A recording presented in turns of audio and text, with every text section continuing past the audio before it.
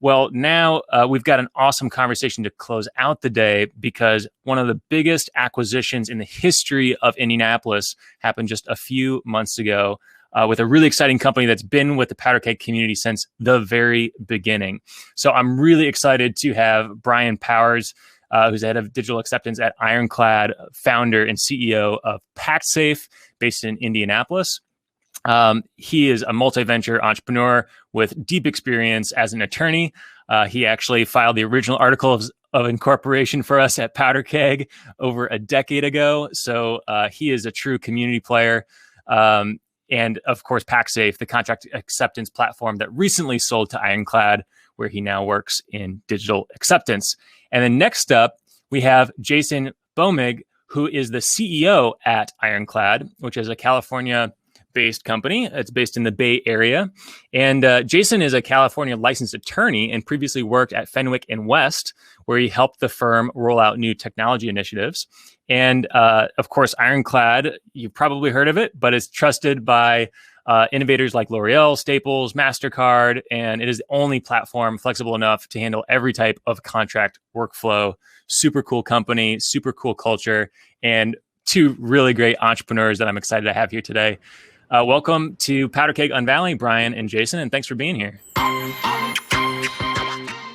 I'm going to dive right into the story now because I want to hear Jason's side of the story because Brian, I got to catch up with Brian just before the announcement of the acquisition of Pacsafe by Ironclad.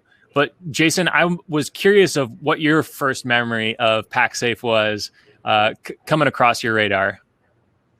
Yeah, I mean, it's funny, like Brian and I connected, which I'm sure we'll talk about here. And we talked about the fact that for months and maybe even years before we actually spoke to each other, we'd kind of been on each other's minds as companies. And our space started as a niche. We started selling to legal operations professionals, which wasn't a job 10 years ago. And there's probably a handful of companies that are well known in legal operations communities. And I love to stay in touch with that pulse of the market. Pacsafe was one of the only companies I'd ever heard that had a good reputation besides Ironclad in the legal operations community. And the products, as I'm sure we'll probably talk about, were so complementary to one another that I just kept, at the beginning, it might be every few months thinking of Pacsafe and being like, it'd be so cool to work with them. Maybe we can partner with them. Maybe we can do something. And then it started being like every couple of weeks. And then it was like, I'm thinking about this every night before I fall asleep. I got to figure out a way to reach out because the convergence was just so strong. So I don't know if there was a particular moment when I first heard about Pacsafe, but it was with increasing frequency over kind of a multi-year period.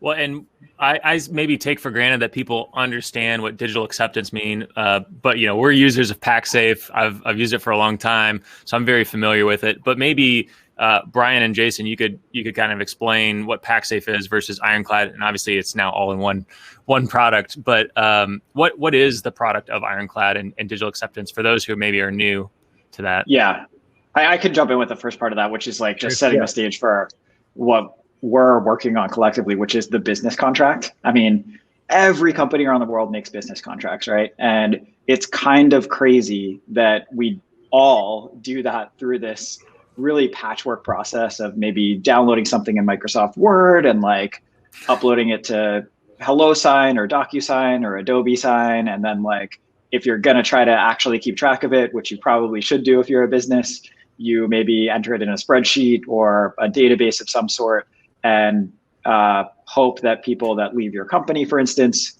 actually update that database before they go. And then, of course, Brian and I are both attorneys, so there's a whole bunch of legal work that's built on that foundation as well. So the fundamental problem is the business contract. And then we at Ironclad had to build the almost architecture for taking a contract from the start of that process, the idea of a contract, all the way through to the end of it. And there was a big piece of that that maybe I'll hand it to Brian to talk about that we deliberately hadn't built. And that's where just this kind of natural idea started to come from. Yeah.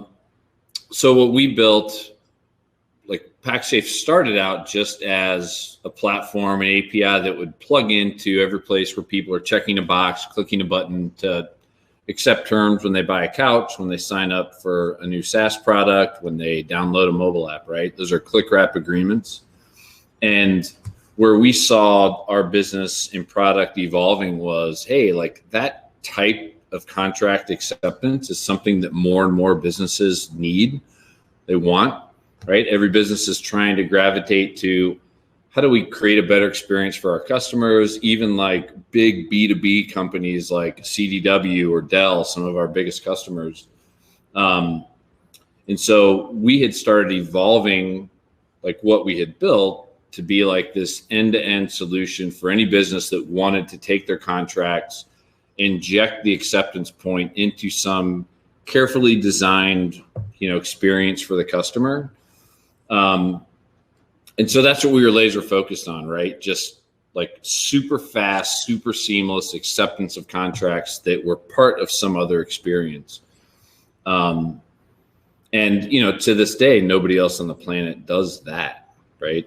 It's a lot of people talk about e-signature and all sorts of stuff like that. But, we built the first platform that actually empowered a business to take a contract and have it accepted at massive scale inside of some other experience. And we've done we're creeping up to it, but, almost 1 billion contracts like that, right? It's a lot. That's crazy. I didn't realize you're coming up to the 1 billion mark. That's amazing. Congrats. Yeah. And the wild thing about that 1 billion mark is that's still really small. Yeah. Like if you think about the amount of contracts that are out there in the world, the Ironclad Pacsafe combo is still only addressing a very small percentage of them. Even at that scale. I love the we're only scratching the surface of the opportunity there behind that, because I agree. I mean, there's just still a crazy amount of paperwork, literally paperwork still somehow that's happening that just still needs to be digitized and made a lot freaking easier. I wonder, Brian, what your original memory is, because sometimes it's different when you're the smaller startup or the newer kid on the block. What was your earliest memory of Ironclad or Jason? So this is where the actual origin story gets kind of funny. Similar, like way back to an event that there's this legal ops event called Clock, right? And it's always out in Vegas. And Ironclad was a few stages ahead of us. So they had a really nice booth there. They were doing all this entertainment, like having parties. Pacsafe was just me and one other guy, Kyle, went out and we were, shooting the shit with people and trying to figure out what was going on. And I remember I knew about Ironclad and walked up to their booth and was looking at the words they use and the collateral they had, and was just like, holy crap, like they think exactly the same way we do, but they're solving a completely different problem. Like it's both related to contracts, but it struck me, and I always remembered that. I also tried to get into one of their parties and I got rejected. And so I reached out to Jason on LinkedIn. This is in 2017. Sent a really nice message about, we use all the same words. Like, I think we're really aligned. Like the vision seemed very, very related. Like we should get together. I'm out here. And he didn't respond to that until he reached out to me in December to start these discussions. So I get a LinkedIn message from Jason. It was like early December. And, he led with, oh my God, I can't believe it took me 3 years to respond to this, but I think you're right. We should talk. But I think that was so I think, we both recognized very early on from afar that there was just a lot of overlap in the way that we see the world that, we're trying to change. Right. So it all started there. Someday I'll get into an Ironclad party, but You're hosting now. Not if you're in that Gumby costume. So that's an inside joke. Sorry, hundreds of people watching this. I'm super curious to hear what it was like, that kind of initial conversations, because I know, Brian, you weren't necessarily looking to sell. You weren't, trying to get rid of Pacsafe, because you obviously also feel like you're just scratching the surface of what you're doing. You've been adding people, building momentum. What was your initial response to that? And what is it that ultimately helped you decide that, yeah, it does make sense to join these two companies into a bigger opportunity? Well, I'll give my perspective there real quick, Jason, and then you can give yours. But the conversation didn't start there, right? It was, hey, like, we really should get to know each other, get to know our businesses, because like, it's clear that we take a different approach to solving, different problems, but same worldview. And, at the time, our business was growing. Like, we had Series B term sheets in hand, right? Like literally there was one that I would have signed, but there was a mistake on the cap table they attached to it. When I sent it back to him, Jason reached out the next day. So talk about crazy timing, but like we were very excited about like the opportunity, how much we were growing, raising more money, like just super pumped. No desire really to sell the business, to do any sort of business combination at that time. And there were other opportunities for us to do that. But, over the course of like, what was it, probably 4 or 5 days, Jason and I had a lot of conversations that very quickly just evolved into, and I think it was like an 11 p.m. call I had from Jason. Like, is there, like, maybe we should just go into business together, and we should acquire you guys, and we should go tackle this problem like together. And I was like, I think you're right. Yeah. That's the way it happened. I mean, right? It was. Yeah. I don't think either of us were approaching that first call of thinking, hey, let's send a LinkedIn message and do an acquisition here. It was more like, we're aware of each other and there's so much potential that we should just have a call and figure out what that potential is.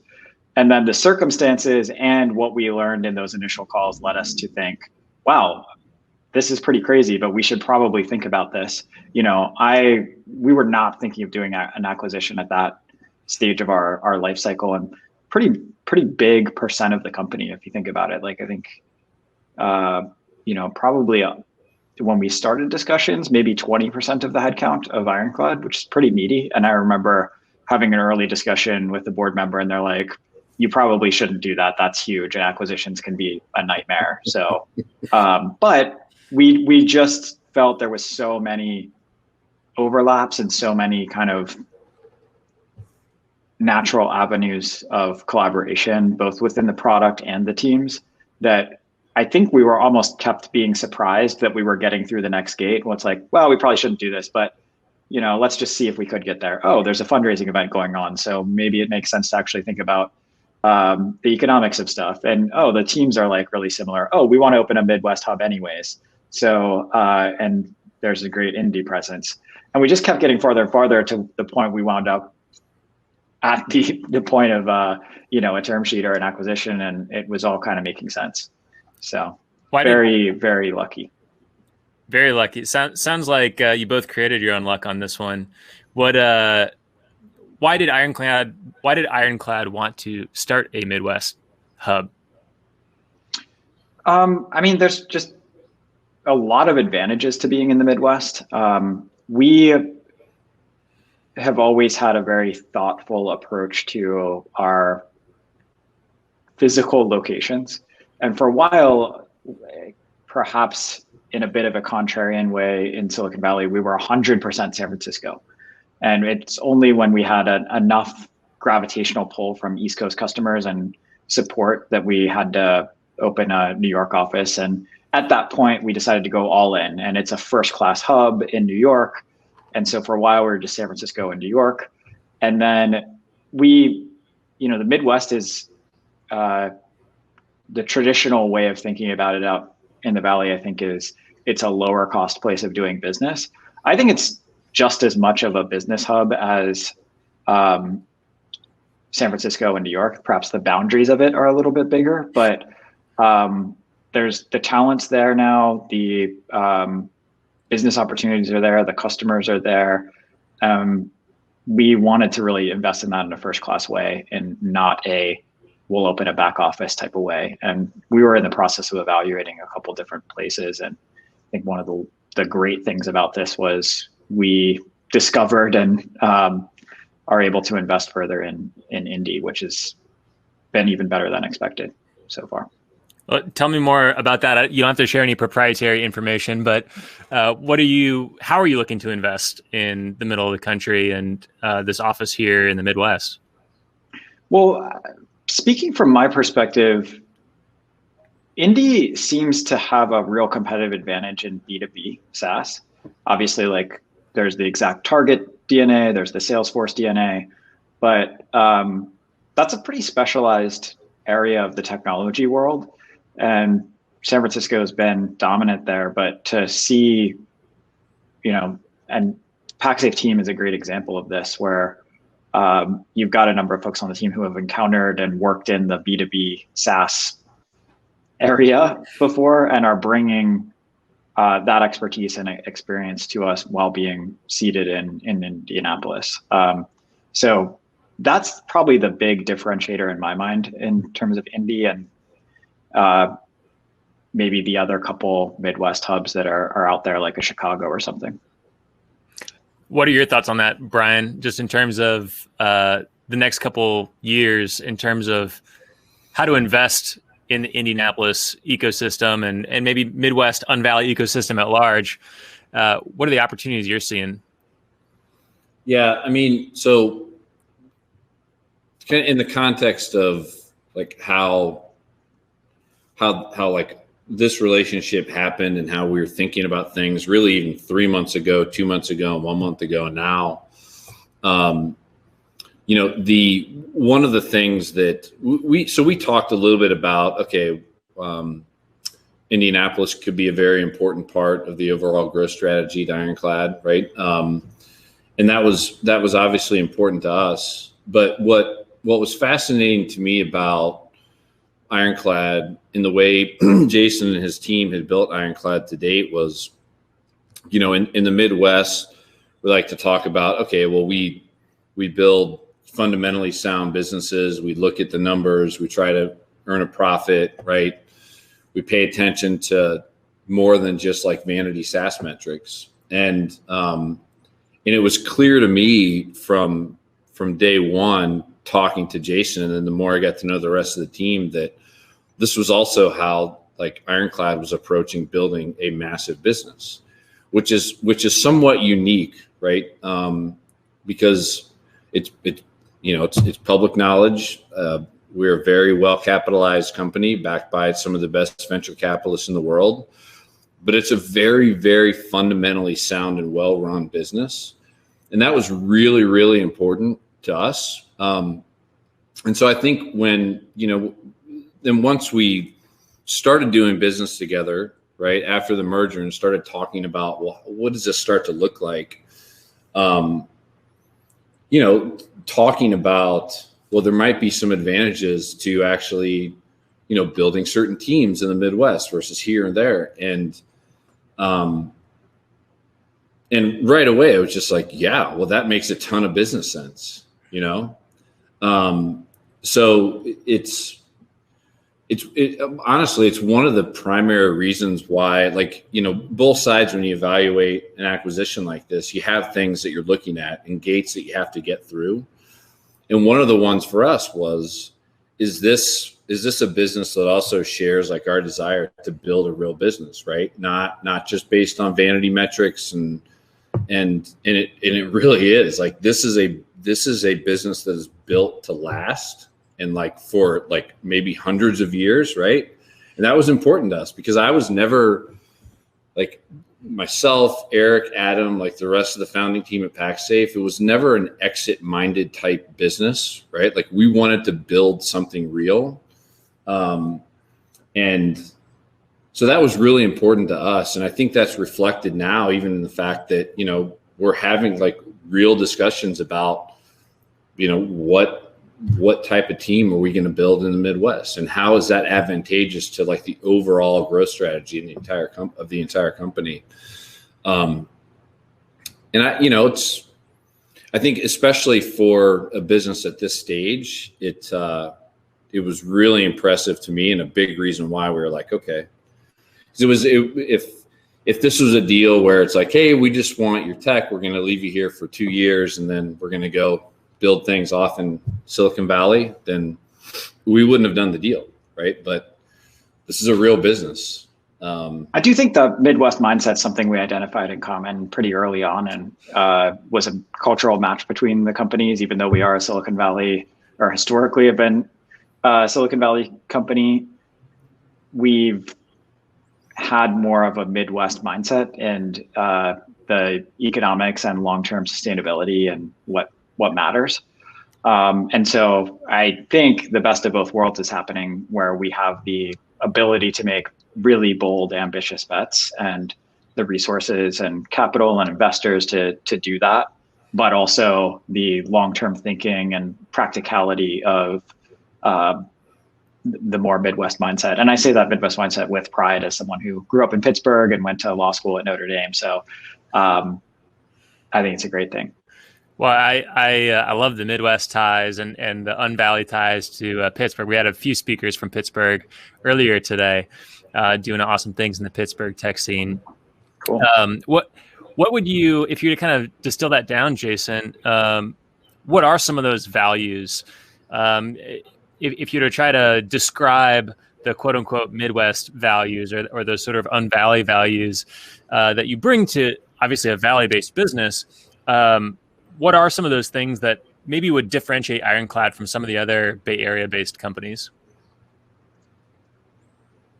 Well, so the Ironclad values, which I think at their core are quite Midwest, are like, one of them's integrity. And if I think back to the deal, there were so many moments where Brian and I were like, okay, like we're effectively handshaking on this, and the other person's really in a position to, mess this up, but you are placing your like trust in the person in a not contractual way. And that's certainly a part of our culture. And I think it's part of the culture that got the deal done as well.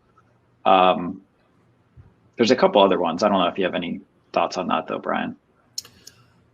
Yeah, I mean,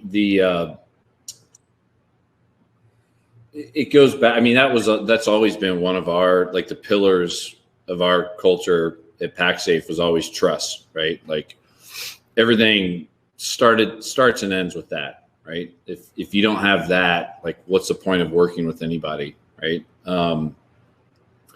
There was clearly a lot of overlap in between, like, what we thought was important from a cultural perspective, mission, vision, values, and then, what we saw from Ironclad. And we litmus test that as well. Like, we went through, before we even got to term sheet, like we did a bunch of meetings between exec teams, and like, we wanted to, like, we're like, okay, this almost seems too good of a fit. Like, there's too much alignment in terms of vision, cultural stuff, values. So, we tried to litmus test it the best we could by getting people in virtual rooms and talking. And obviously we got to a comfort point where it was like, this could really work. And like I said before, like, one of the things that we, were not interested in was building a business in a different way, right? Without sustainability in mind. And we always talked about, sustainable growth as being like our approach to building the business, raising capital, not raising capital at the expense of sustainability. But that's just one example, right? Like it was just, there's so many things that we thought that we would love about Ironclad. Now 2 months in, right? Like all of those have been more than validated. Like it's actually going better than I think we thought it would. Like we all thought it would go great, but like all of this stuff that we're talking about, you know, as we're reflecting back on early deal stuff and like Midwest values, the culture, all that, like it's for real. It's actually really refreshing. Yeah. Another one of those shared values that I think I've seen on both teams that I associate with the Midwest and, you know, how I grew up is kind of drive. Integrity is one of our values. Drive is another one, which means we want to be the best in the world at what we do. And that kind of goes back to just little things. It doesn't mean like you have to be the most praised technology company, but you take an attitude of whatever you're doing, you're going to do it to the best of your possible ability, and you're going to aspire to be the best in the world. That even goes to people on the teams on both sides. Like one of my first jobs was cleaning bathrooms at like the local kind of supermarket. And I really did want to clean the bathroom better than anyone else. And I know there's actually folks like on the Pacsafe team as well that have a really similar story of whatever we're doing, we're going to do it really great. And you kind of see that come across in the preparation of, yeah, we celebrate closing a deal, but we also celebrate when we do a really great job preparing for the meeting and we're the best prepared company, because closing the deal is actually a little bit out of our hands, but being the best prepared for the meeting and running it the most effectively and like taking that extra few minutes to craft that pitch or the proposal or put a little bit of a personal touch on it. That's the stuff we're in control of and we can be proud of no matter what the outcome is. So I think that's Midwest. Yeah, absolutely is. Well, and Drive obviously has so many other meanings here in the Midwest with Detroit and Yeah. Indy 500, and we live in that value in another way. Yeah, absolutely. Well, and I love hearing Drive as a core value for a company that is, you know, sometimes people don't equate sustainability with Drive. And yeah. I think it's a really interesting balance that you've been able to create this exceptional company, balancing both this sustainability mindset, which of course is supported by a lot of great funding from a lot of great backers, but then also it's growth. You know, you're driving that business up and to the right. Yeah. Well, and I will say, like, we talk about Midwest values, and those are super important, right? But like one thing that has been super refreshing and awesome for us is like there's a little bit more swagger in our step. Like, and when I say our, I mean the people that came to Ironclad from Pacsafe. There's a lot of good things to like, the Valley mentality, right? And like we figured out how to. Well, Ironclad had already figured this out, as I've already said, but like that growth mentality, that like belief that, hey, we can go out and we can build a company that could be, just massive and change the world, right? We had a big vision at Pacsafe, right? But it wasn't that big, right? It was big, but like I was not talking about stuff like that. Like we were passionate about what we did. We had a vision. It was not that big of a vision. And what's been really, really awesome about Ironclad is like now we're a part of something like that. And I think that is something that is inherently like Bay Area mentality, right? Not that you can't, not that we don't create transformational, like world-changing businesses in the Midwest, but like setting out to do that, I think comes faster and more naturally in the Bay Area. And so we could use a lot more of that in the Midwest, which is what's exciting to me about continuing to build this business here is like we can start, like we can help people in the Midwest understand like you can do this here, right? it's a harder leap than you would think to make, Yeah. and it's been really, really exciting, refreshing, like just being a part of something like that, but always balanced with that sustainable growth concept. It's pretty rare, but it's really, really exciting. Well, I think you hit on something that makes me think of our opening keynote earlier this morning with Gary Vaynerchuk, where we talked about, unvalley doesn't mean anti-valley. It means not trying to be exactly like exactly like Silicon Valley, being our own thing. Indianapolis is its own unique tech ecosystem, just as Nashville is, just as Louisville is, just as Charlotte, Miami, Austin, etc. But I think that's what's wonderful about the internet and about tech culture today is it's in the cloud. It is the unbundling of Silicon Valley. It's how do we take those things that we like, that growth mentality, we can be a unicorn, and not just a unicorn, but a deca unicorn, and start that in a place like Indianapolis or Pittsburgh or, insert your favorite city here. And I'm talking to you people in the chat there on the other side of the screen.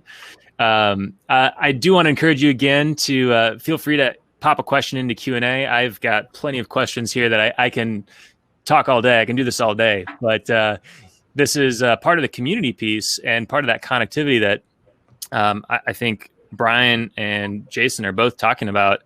The more we can kind of create a better connected ecosystem.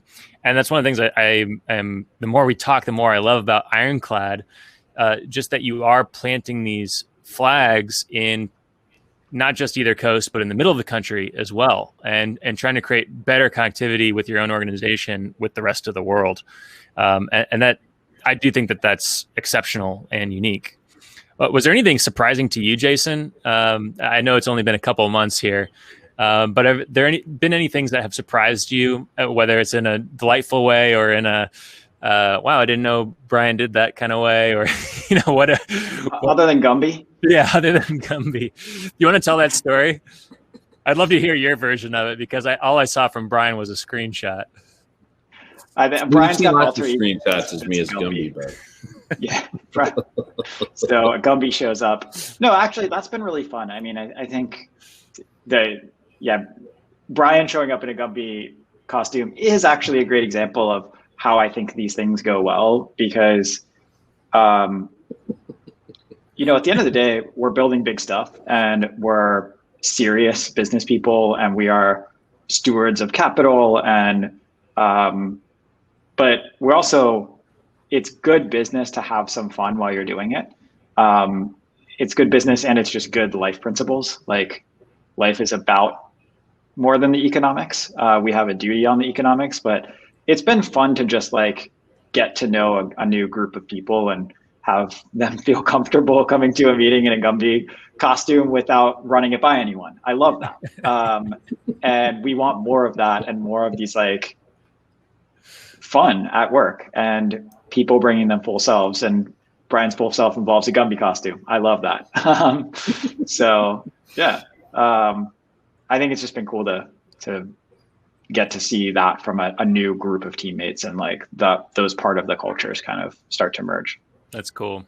I think that's the other thing I've just, after doing a lot of interviews of integrations of cultures, I think it comes down to ultimately the CEO to be, are we going to embrace that culture and say, hey, we can kind of merge and blend, or no, is it needs to stay the same and you need to conform to us? And this is, so I want to call that out too, Jason, just because I think that's pretty unique as far as integrations go, which I don't have data to back this up, but I would say more often than not, they don't go super well. No, I think that's true. Yeah. But I think it really comes down to, if I had to take away one lesson from this process, it's the CEOs really have to kind of just connect on a pretty natural vision for how this goes and feel comfortable going forward, because Brian's been just this wouldn't have happened without Brian's leadership, both pre and post acquisition. you're setting an example when you, by the way you show up every day. And Brian's like really done a great job of leading the teams on that front. I believe it. Brian, anything surprised you about the acquisition over the last couple of months?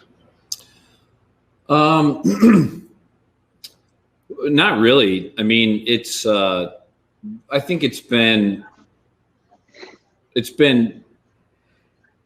probably harder than we thought to get to where we want. Like because we're so excited to get it done. And then it's like, how's this going to manifest itself in ways that we're like, yes.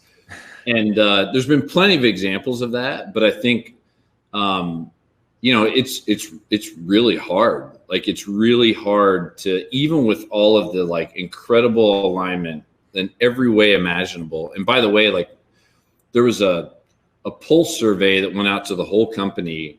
Was it probably 3 or 4 weeks ago, Jason? And yeah, it was like, and we tracked, like, are you like, I think, what was the question? Like, are you happy to be an Ironclad team member? Proud to work at Ironclad. Yeah. Yeah. And the results were like 99%, but it was the same result for like our team, like bringing Pacsafe people over and pre-existing Ironclad. And that is not normal, right? Like, we know, like, the benchmarks do not say that you should have that high level of satisfaction, because it's, we very quickly put everybody from the Pacsafe team into an existing Ironclad team. And, that's hard to do, right? And, there's a lot of people putting a lot of trust in leadership when you go down that path. And we brought everybody over, right? Everybody came with us. So that number was probably the biggest surprise to me. But it's typical startup stuff, right? Like, nothing is easy. If it was easy, everybody would be doing it, right? Which is why we're all here, because we're the ones that are like, screw it, we'll do it. But that number was the biggest surprise to me. I think we were all shocked. We're like, whoa. That is surprising. I mean, our fireside conversation with Amin Brar at JobVite right after, I mean, he drew the line, physically for us. He said there's a dip, we bottomed out, right after the, like, who's this new CEO guy? Okay, like, no, things are good. And it took a dip to get through that. Do you think that it was easier because your products are more complementary rather than competitive? There's actually a community question I'm seeing here in the chat. So my perspective on that is, it's interesting to think about the time frames for this. And I do think that the dynamics of our products and the dynamics of competition made it easier to get done and easier to be successful than it otherwise could be. But it depends on what your time frame is.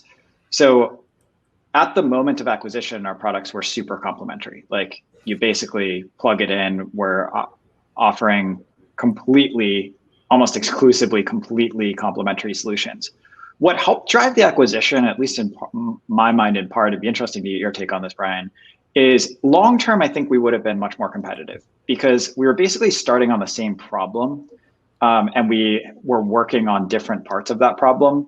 But to solve the entire problem, each of us would have had to build the other product entirely effectively.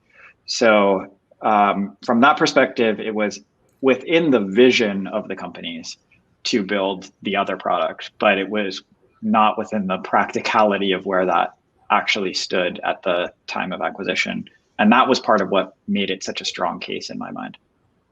Yeah, I think that's exactly right. Like, it's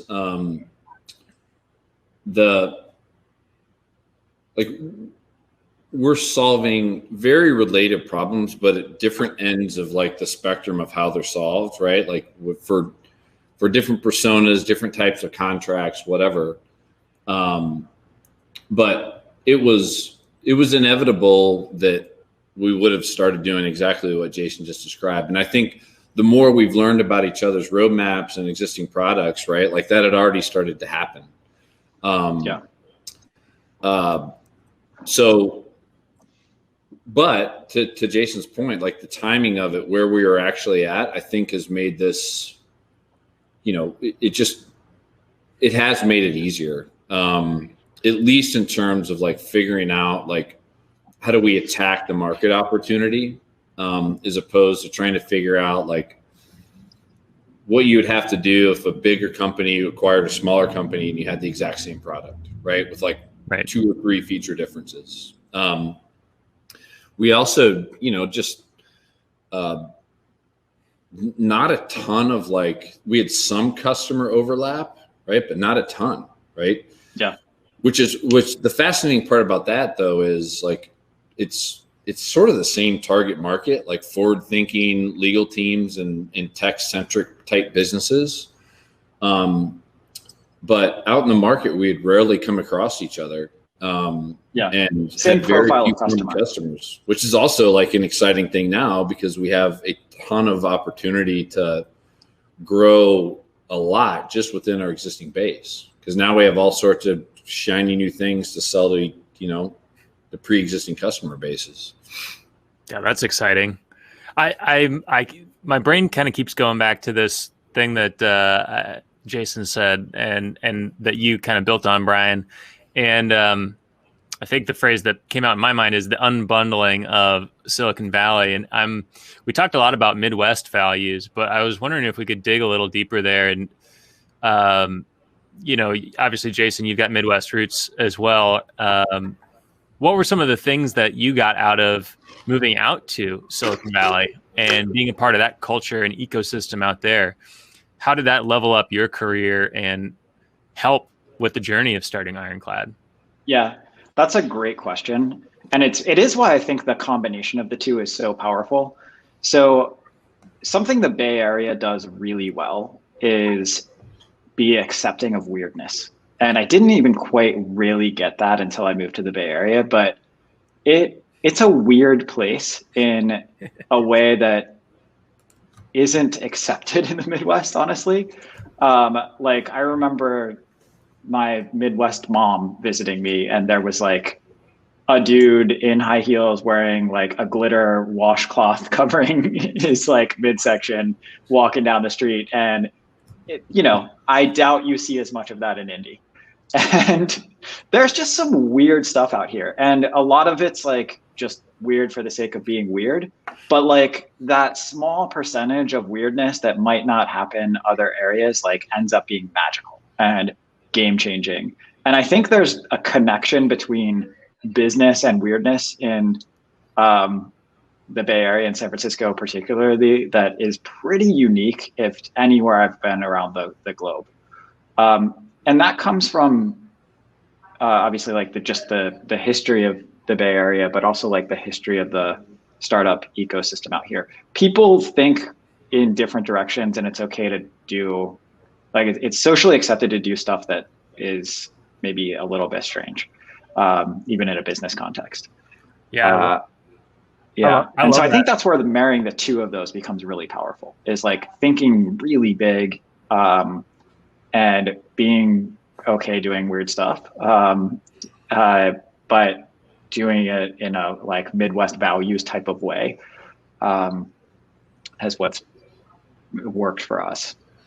Are there any ways that you can think of that individuals or companies could embrace this weirdness idea, whether they are in the Bay Area or they're in Pittsburgh? I'm trying to think of ideas outside of wearing Gumby costumes on Zoom conferences.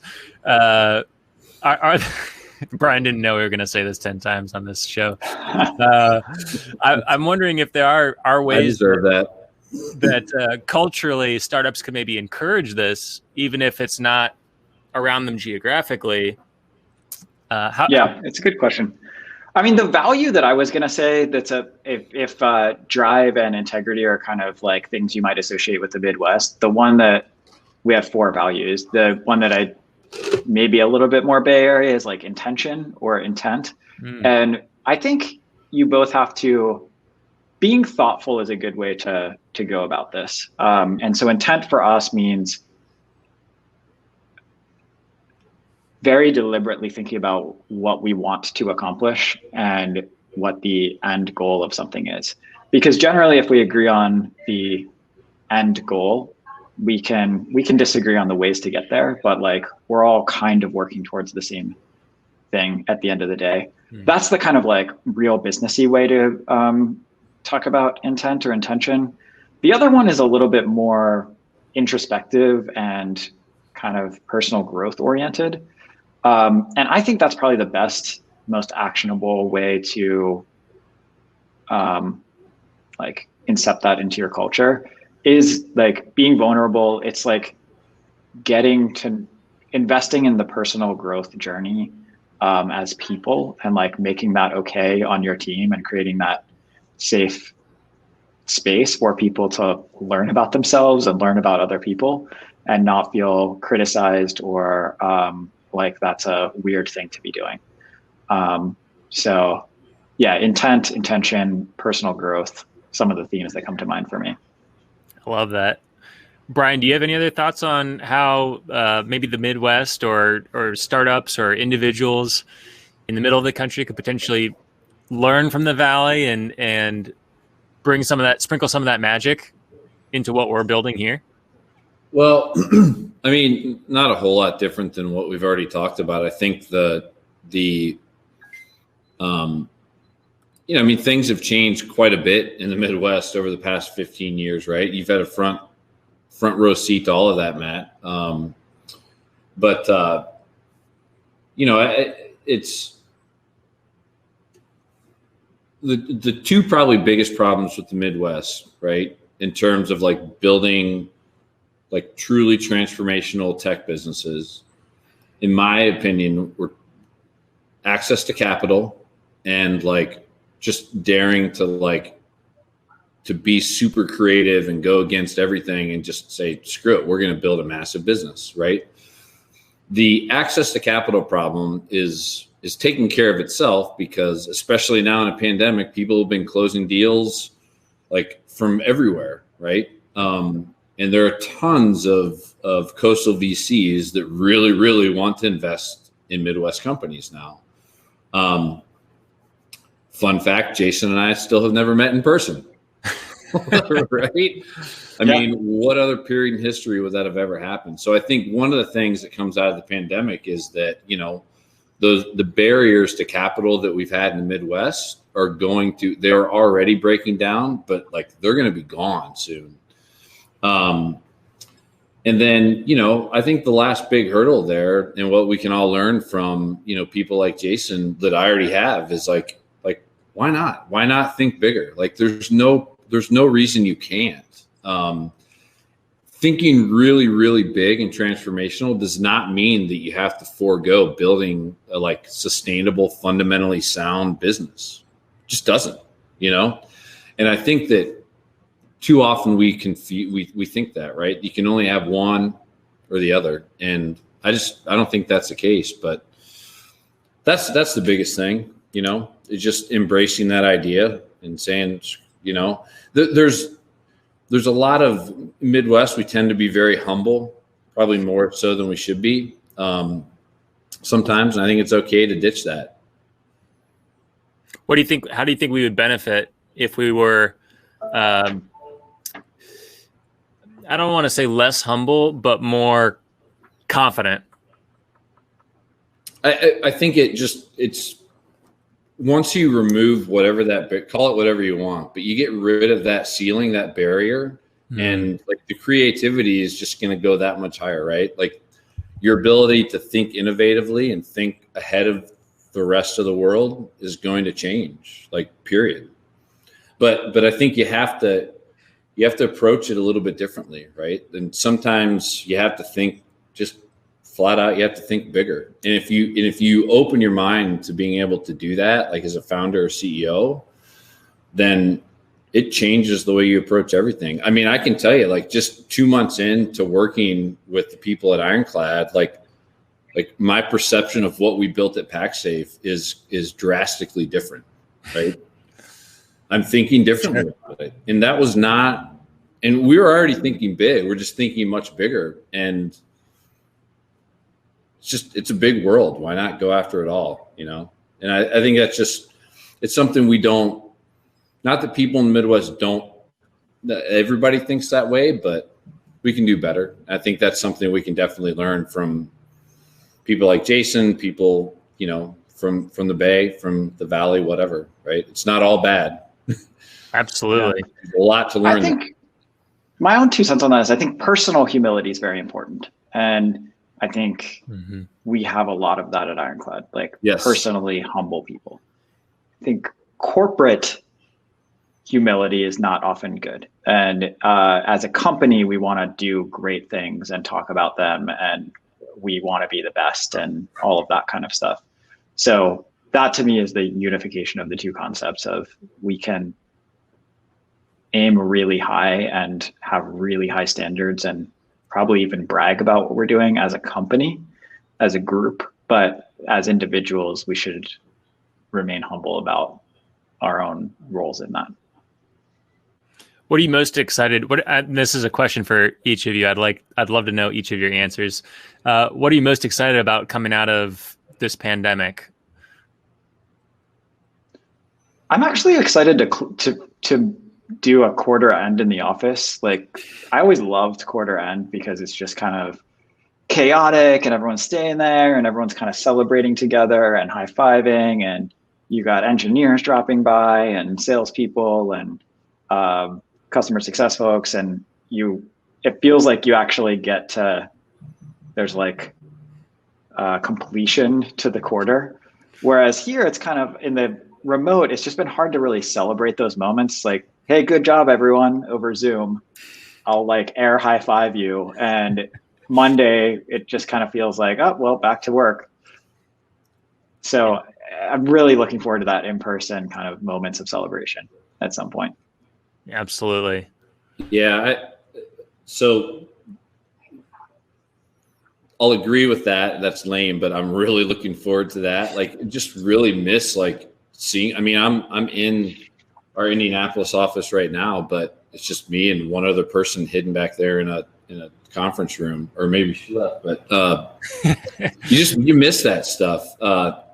Personally, what I'm really looking forward to is sitting down at a crummy bar and ordering a burger and a beer, when I'm traveling. It's one of my favorite things. Get done with the end of the day, find a dive bar close by, order just an okay burger, some fries, and a beer right next to the bar. Sounds pretty good to me. Give me that. Yeah. Well, I appreciate both of you for sharing this story with the Powder Keg community. I'm excited to continue to follow it. Obviously going back to the very earliest days of Pacsafe and Brian being plugged into the Powder Keg community, it's been so cool to watch that growth story. And so now to have that be part of the Ironclad story and to continue to watch that growth there, learn from Ironclad, bring some of that magic here, but also at the same time, supporting Ironclad via its Midwest outpost now. Yep.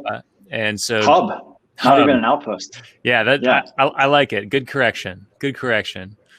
I think, let me give you a plug, Matt. As Matt said, I was Matt and Verge's lawyer when I was Verge and then Powder Keg. That's how far back we go.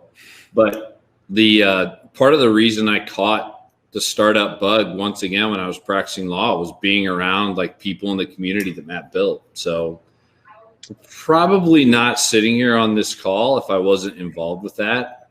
Maybe I think it was always in my DNA, but I don't know that I'm inspired to start Pacsafe if I was not a part of your community, Matt. So thank you. Yeah, well, thank you, Brian, because I probably wouldn't be sitting here either if I hadn't filed articles of incorporation and actually treated it like a business back before it was a business. And this is also true. And thanks to everybody on this call here, those listening to it later on the podcast and on social, because it's really the community that built this whole thing. And so it's cool to watch it all culminate here. And I think I look at this as a middle chapter to a pretty long saga. Lots of cool things happening. I'm excited to see Ironclad just continue to crush it and do amazing things. Bring it full circle with Gary Vee this morning. I don't usually use the phrase "crush it," but I really do think Ironclad will continue to crush it in the industry. And I'm looking forward to partying with everybody when this all ends, but also here virtually. We're going to kick off a little happy hour here, set up some networking sessions. So before we do, I just want to say, Brian, Jason, thanks so much for being here. This was awesome. Really appreciate you having me. Looking forward to doing it again sometime. Yeah, likewise. Yeah, thanks, man. Thank you. Thank you both.